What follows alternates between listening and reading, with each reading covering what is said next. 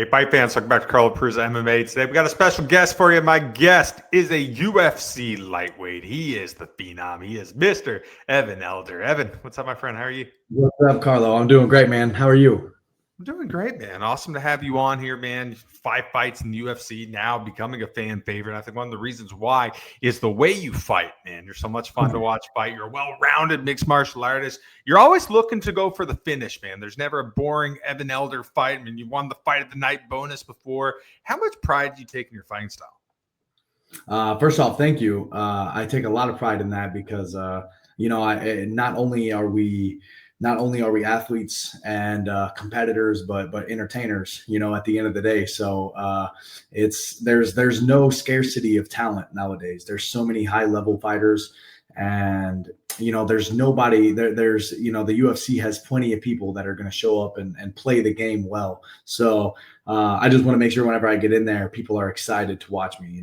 And for myself, I can't wait to one day I got kids and then eventually grandkids and get to go back and rewatch my fights when I'm old, sitting in a rocking chair and talking about remember back in the day. So I want to have fights that I can look back on and be proud of, be happy that I didn't leave any stone unturned and emptied the tank every time I got in there. Yeah, absolutely. One thing I like to do is I like to look back at fighters' early record, especially amateur career.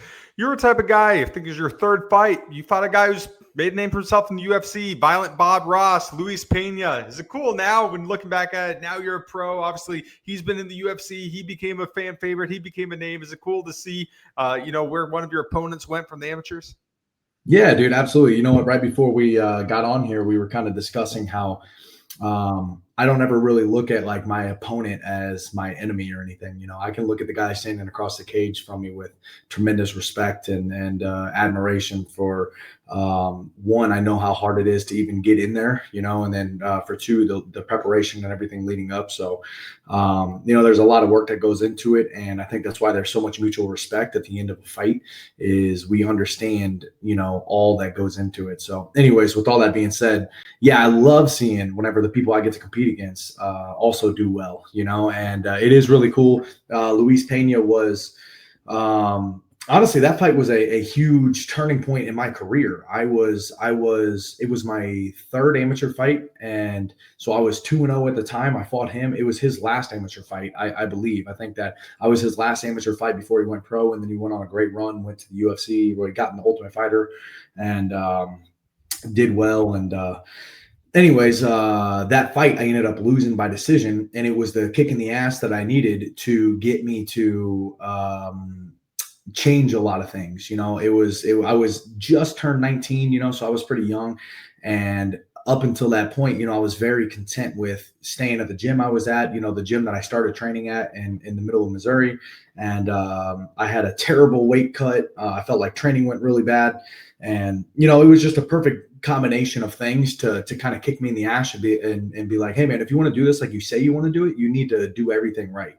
And it kind of sparked a move to California. And that's what got me out to California and started training at the Nick Diaz Academy. It was my first time getting some really high level training, away from where I first started and kind of got me out of home and chasing the dream really, so it was, I'm very thankful for that fight. And yeah, it's sick to see. I want everybody to win. I don't think it has to be. It sucks when it comes to getting your hand raised. It's a zero-sum game. One person wins, one person loses. But in the entirety of a career and stuff like that, I don't think it has to be just because one guy lost doesn't mean, that he didn't win in other ways too. I think a good example of that is Khalil Roundtree and Alex Pereira.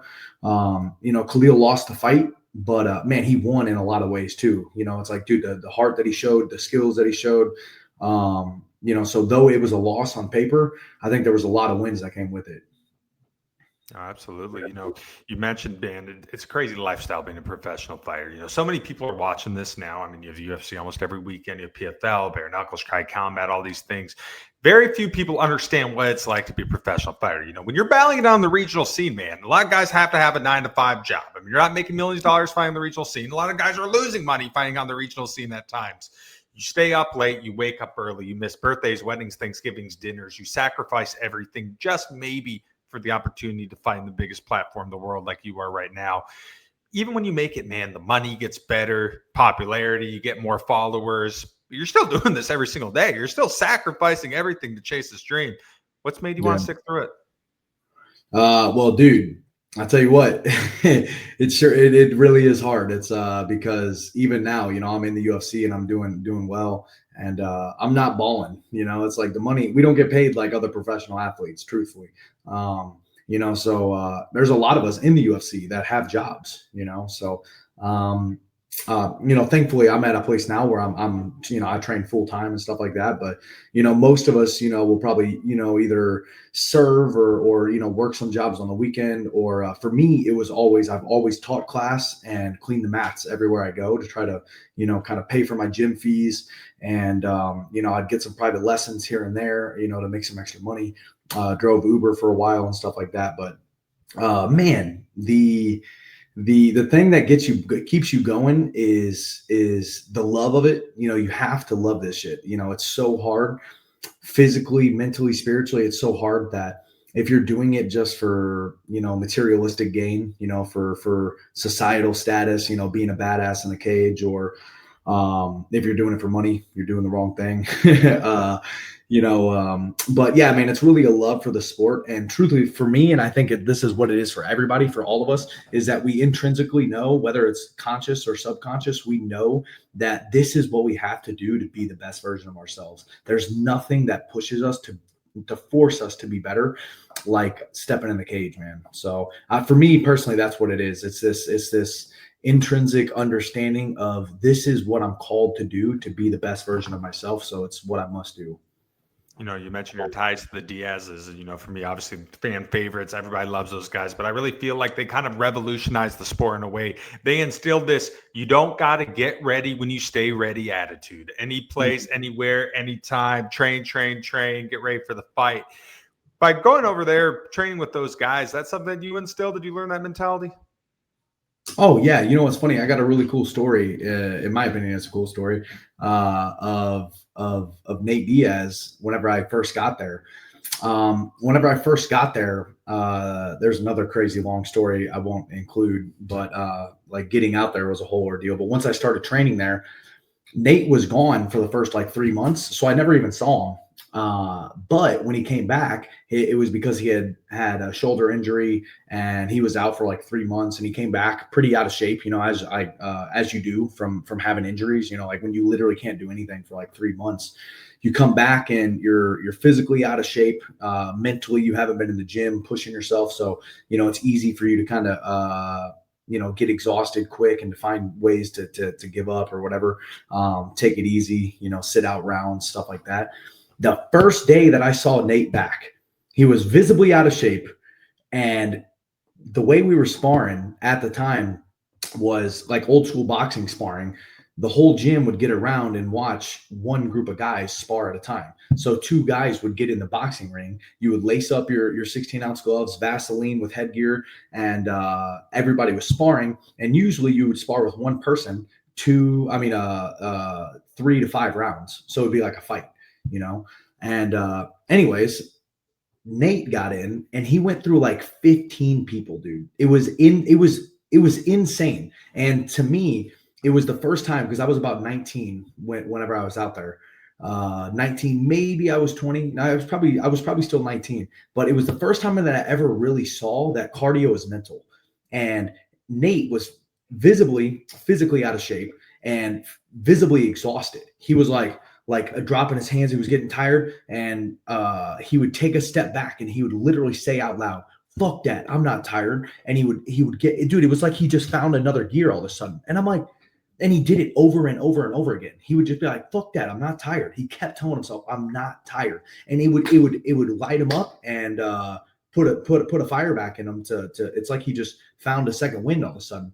And I was standing there as a 19-year-old kid. I was like, wow. We talk about how fighting is mostly mental. And it was my first real understanding of like, oh, it really is. Like it's like you're just fighting yourself in your mind. Even fatigue is your mind trying to get you to take a break. So Nate showed me that that's why those guys are so unbreakable. It's because of their mind. And yeah, it was that's just one of my favorite stories, because it began a cascade of of me being able to believe that. And I've worked on that so much. That's where, in my opinion, that's where all of my gas tank is it lies, is obviously physically we have to be in shape, you have to be putting in the work, but for the most part, dude, it's 99% mental. It's a perfect segue because the next question was, do you think fighting is more mental than it is physical? So I'm a big proponent. I'm talking to so many guys. The common current answer thing here, it is more mental than physical. For you, was that a challenge, the mental side of things? Have you always been strong mentally? Has it grown with you throughout your career?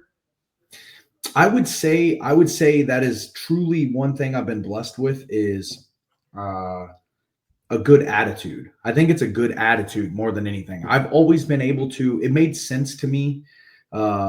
Maybe a good story that would make this make sense is I remember my very first wrestling training ever, which was like the first combat sports I ever did. So it was essentially my introduction to combat sports. I did all kinds of fighting at my house with my friends. We would put on gloves and box and fist fight in the yard thinking we were training and stuff. But my first formal training was wrestling. I was seventh grade, so I was probably 13 years old. And I remember starting wrestling, and there was a bunch of kids that had already started wrestling. They were already decent and stuff. But I remember just sucking when I started wrestling. I was so bad. I remember my very first practice. It was so discouraging because I was so bad. I was like, everybody was smashing me. I felt like I couldn't do anything. But I remember my mindset being, oh, I'm really bad at this. I just have to work harder than everybody else. And I always accepted that. Like, it wasn't like I never felt what I would deem as like a victim mentality of like, oh man, why wasn't I blessed with the gifts that these kids had? I didn't even believe in that. I was like, oh well, they just have obviously put in more work than I have, and I just have to catch up through the work I have to do. So, and then not long after that, my first wrestling tournament, we walked into the high school that the tournament was being held in, and they had a on the wall of the wrestling room, it said, "Hard work beats talent when talent doesn't work hard." And I was like, oh, that's my motto. Like, that's it, So I was like, I'm going to outwork all of these guys as talent. Anybody that's better than me, it doesn't matter. I'm just going to outwork them. So, in that department, I think I've always been fortunate to be able to spin. It also allows you to spin trials and tribulations in a positive way. I'm like, when bad things happen, I'm quick to understand that, like, hey, it's all right. Like, something good's going to come from this. If anything, it's just going to make you stronger. So I've been very fortunate with that. And I think the reason that is because whenever I was younger, I've had this dream of being a fighter since I was like 6 years old.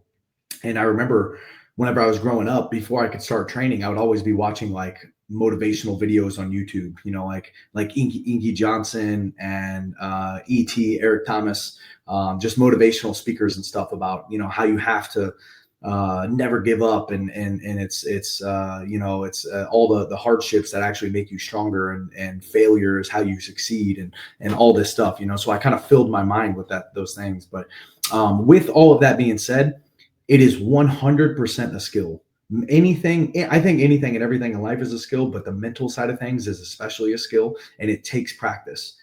For you to be able to look at trials and tribulations like they are some sort of benefit or something that's going to make you stronger, it takes practice, because it's not easy to see that all the time in the moment. And I would be lying if I said, even now, I just recently had to pull out of a fight coming up in Perth, Australia, because I wrecked my ankle. I tore one of the ligaments. Dude, I was really upset about it for 2 days. I was like, damn, man, I had these plans in my head about how good this fight was going to go. And, I was about to get paid. I was going to relieve a lot of financial stress or anything like that. And whatever, I just had all this idea of how it was supposed to go. And then it kind of went to shit. So, but then fortunately, since I have a lot of reps in this skill, it only took me, a short amount of time to be like, man, whatever, dude, this is you've been hurt before, and every single time you do, you come back better. It's a great time to focus on things outside of the mat and stuff like that. So I would say fighting is 100% mental, because I think everything in life is mental, and it's absolutely a skill that you can develop. You made your UFC debut against Preston Parsons. Where were you when you got that phone call that you're signing the UFC? I was at my house in Deerfield Beach, the place I was renting. I was living with a couple guys, and it was pretty late in the evening. I remember I had just got home from second training, so it was probably like 8 o'clock in the evening, and got a call from my manager asking, he's like, "Hey, you want to fight in the UFC this weekend?" And I was like, "Fuck yeah, are you kidding me? Like, let's go. That's been the plan all along." So I actually had a fight coming up for FAC, which was a UFC Fight Pass organization, and it was going to be for their title. So I figured that was going to punch my ticket into the UFC. I figured after this fight, I was going to be 8-0 with a UFC Fight Pass organization title, and probably get signed to the UFC after that. But it happened a couple weeks early, So I was like 2 weeks out from that fight, and they gave me the call. So I got to the UFC 2 weeks before I was supposed to fight, which I thought that fight was actually going to be the one that sends me in, but ended up coming early, and again, that's one of those things that, going back to the conversation we were just having about trials and tribulations making you better, that fight did not go my way. It was a terrible performance on my part, in my opinion. I saved it with fighting with a lot of heart, just never giving up. But I just let the moment get the best of me. I did not show up that night. And, but with that being said, it was one of the best learning lessons I've ever had in my life. I learned so much from that experience that, I absolutely wouldn't have it go any other way, because I think that God definitely allowed that to happen to prepare me for all the success that I was going to have, Absolutely. Your second fight in the UFC, you fought a very tough guy, Nazim Sadikov, who's been going on an amazing run right now. Went out there, didn't get your hand raised, but fight of the night performance, man. Awesome showing. Really feel like that fight helped put you on the map, in my opinion. You didn't get the win, but what was it like? What was that fight like? Dude, the fight was amazing. Again, it was another one of those amazing learning experiences. I felt like I was well on my way to a win. All three judges had me up both the first two rounds. So all I had to do was make it through the last round without getting finished, and I was going to get my hand raised. And unfortunately, about 30 seconds into the fight, I caught a knee after Nazim defended a takedown, and it busted my eye wide open. So apparently, it was bad. It was pretty bad. It was bad enough. The doctors, as soon as they got in the cage, they took one look and they called it. And you could see the artery sticking through the cut, and that's what kind of did it for him. I was really upset because it seemed like they really quickly waved the fight off. I was actually, as the doctor was coming in the cage, my corner was like, "Hey, you can see," and I was like, "Fucking right, I can see. I'm good. Like, I'm not like I'm ready to fight." And I knew what they were saying. I knew they were like, "Hey, don't tell them you can't see because they're going to stop the fight." And I was like, "Yeah, dude, I really was. I thought it was fine. I felt the blood. It felt really hot. Cuts always feel, to me at least, I don't know if it's the same for every fighter, it just feels hot. It feels like somebody burned you."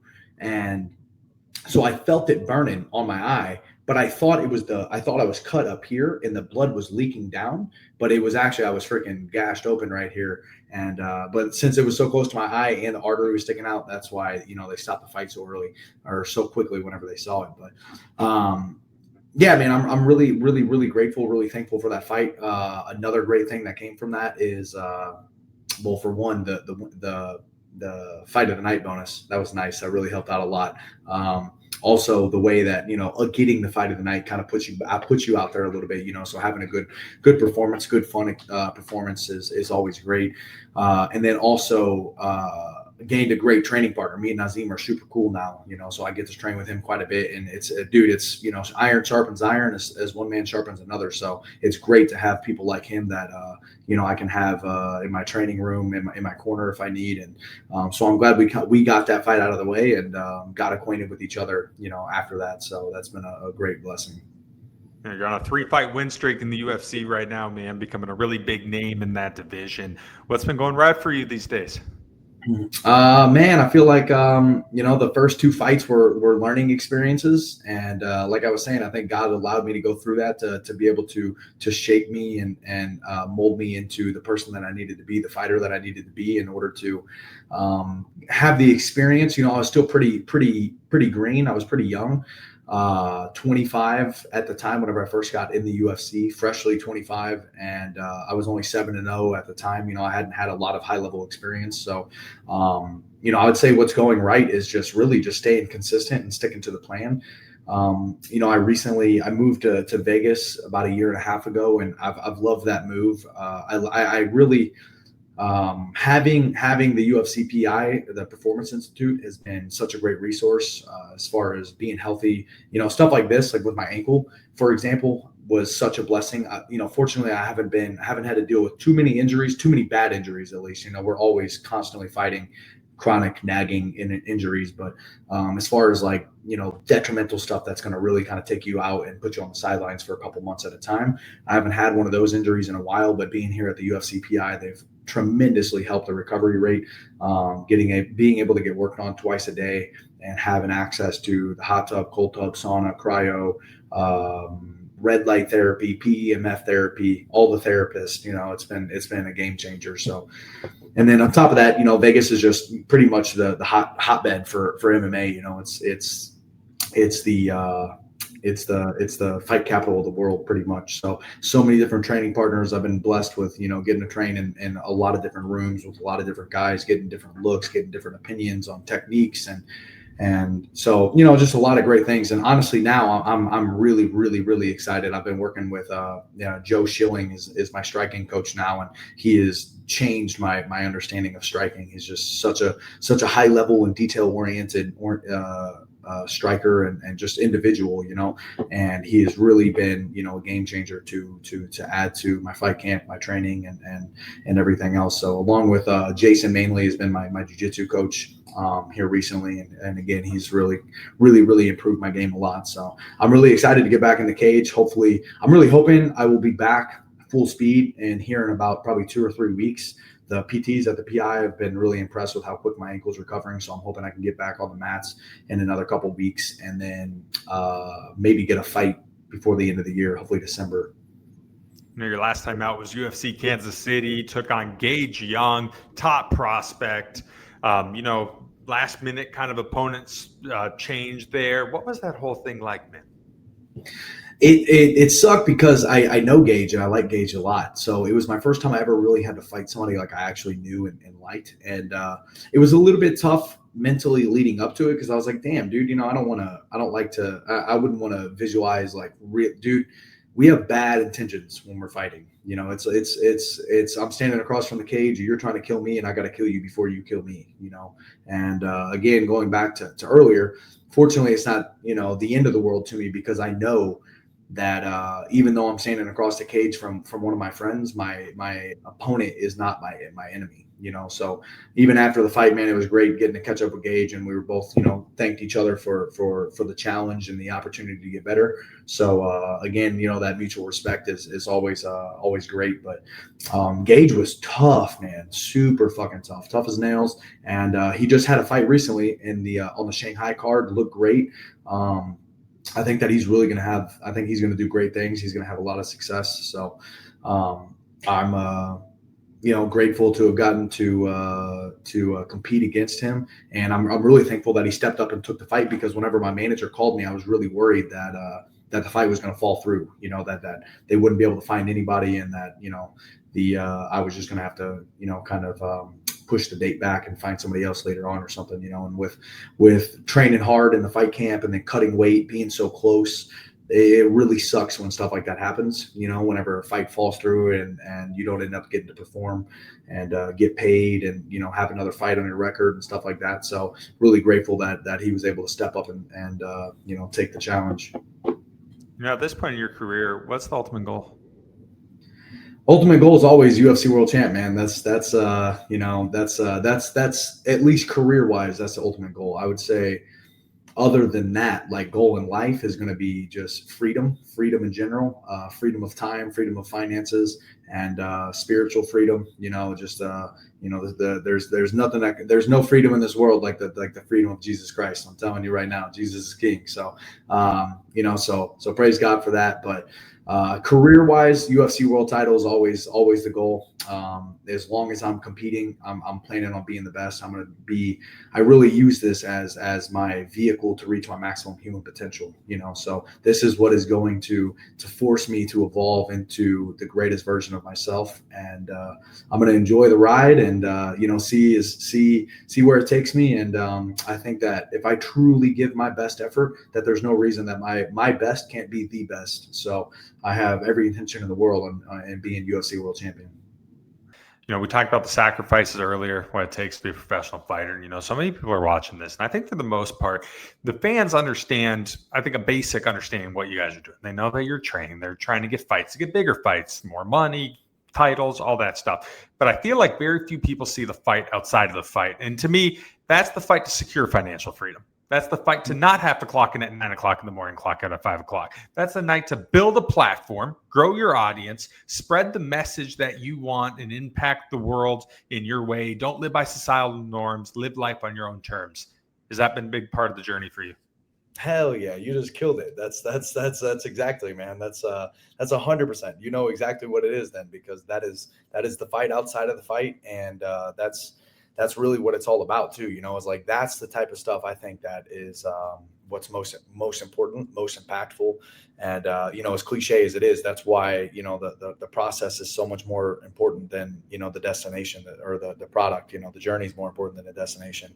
Is who you become along the way, the people that you impact, the person that you become, which is going to be relate to or directly translate to the career that you end up having, either in fighting and outside of fighting, after fighting. Because there's that's one thing that we a lot of times overlook is our whole identity, our whole life is wrapped up into this sport, that we forget about the life that's after the sport too. So all of that is so important, so big, and that's 100% the fight outside of the fight. You nailed it. There's so many people watching the sport now, and we have a term for some of these fans. It's called the casual fan. And don't get me wrong, I think every fan is good for the sport. It's not a knock on fans, but sometimes on TV at the fight, you hear something like twist them in the you read some stuff on Facebook, you hear some stuff. What do you make of all this? Do you have to laugh at it? Yeah, man. I again, as cliche as it may be, dude, the speech by Teddy Roosevelt, the man in the arena, it's not the critic that counts. The loudest boos are usually the ones coming from the cheapest seats, and it's usually, unfortunately, I hate to say it, but it's lower level individuals, people that haven't stepped out of their comfort zone and really tried to pursue anything in their life and to push themselves, are the ones that are usually casting the biggest judgments, because they don't understand what it's like to actually give their all to something. So, and because of that, I can't be concerned about their opinion. I really can't. And it's like, I have so much to focus on. I think this is true with any single individual in life. If you are pursuing anything wholeheartedly, you don't have time to focus on the external distractions of like what other people are worrying about. Worry about what it is that you have to be focused on. Stay relentlessly dedicated to your craft and pursuing what it is that you're trying to do. And you can't allow the external circumstances, including people's opinions and what other people are doing, to derail you and knock you off, of your own path. So, yeah, man, and what a critic's really good for is pointing out your weaknesses. And that's actually a great tool. So I appreciate people for that. And, if somebody was going to tell me a certain part of my MMA style or my overall fighting style sucked, I'm like, you know what? Maybe I'm not objectively looking at it. Maybe I'm subjectively blinded, and I need to spend some more time in that area, or whatever it may be. But also I think that life is just so. Life gets so hard and so serious that we need the comedic relief. That's why comedians are such a great part of society, and they make so much money. So many people love stand-up comedy. It's because we need to be able to look at the hard things, the harsh realities of life, and to be able to make light and laugh about them, because it's the only way that we're going to be able to really get through and to really enjoy our experience here. Because dude, there's so many bad things constantly going around or going on in our lives and in the world, that if we wanted to, we could sit and dwell on those things, and it would rob us of all of our joy. So when we can take when we can take we take the power away from the negativity, when we can make fun of it, when we can make light of a tough situation. So if somebody's making fun of me, man, I like to be self-deprecating and make fun of myself back. If somebody tells me I'm an idiot or something, I'm like, damn, dude, you're probably right. Like I'm a fucking moron. So I'm glad I'm not the only one that thinks it. So. All right, Evan, last question for you, my friend. So we still got about 4-ish months left here, 2025. Obviously wasn't able to compete in the upcoming fight over in Australia. But in a perfect world, man, how does the end of the year play out for you? Well, funny enough, I'm still going to go to Australia. My buddy, Charlie Campbell, who was helping me get ready for the fight, ended up stepping in. The UFC allowed him to take the fight. So I'm going to go over there with him and be in his corner. So weirdly enough, I'm going to be in the corner of the fight that I had to pull out of. But I'm glad I'm going to get, dude, anytime you can get to be in a corner or be deeply involved in a fight, it's such a good experience. It's such a good rep because we only get to fight a couple times a year. I've been in the UFC for like 3 years now, over 3 years, and I've only fought 5 times, so to get a rep, the way I like to look at it, because everything building skills is all about good quality repetitions. And to get a rep, I'm not going to get to actually fight, but it's going to be about the closest thing I can do to actually getting a rep without getting to fight. I'm going to get to be backstage with Charlie. I'm going to get to kind of feel the energy of the crowd and like have a deep visualization of like walking into the arena and out to the fight, and then being in a corner and hearing the punches land and the crowd going crazy. And like, it's good to get all of those reps of that experience, so I'm super excited for that. Got a little bit off track. My mind wandered, but I was getting deep into the thought of like, man, I love that shit. I can't wait to get a rep, so but anyways, I'm really hoping that, another 2 or 3 weeks, it's probably going to be more like 3. I keep saying 2, but I think that it's, I'm trying to rush it. I don't want to rush it. I don't want to come back too soon and end up hurting my ankle again. But probably another 3 weeks, I'll be back on the mats, and that will give me enough time to get ready for a fight in December, so if the UFC allows me to, get right back in there and they can line me up with something, I would love to fight in December.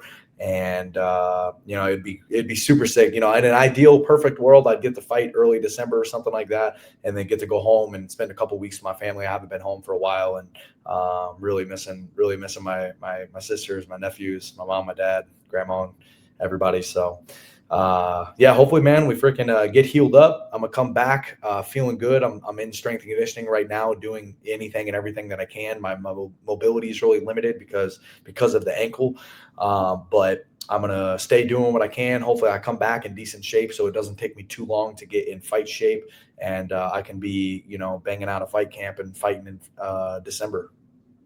Absolutely. Well, Evan, man, thank you so much for your time tonight. I really appreciate it, man. And hope you heal up, and hope we see you back in there soon. Thanks so much, Carlo. Appreciate you having me on, man. Great talking to you. Absolutely. That's it for us tonight. I'm Carl Perusa. He is the phenom. He's Mr. Evan Elder. Thanks for watching, Fight Fan.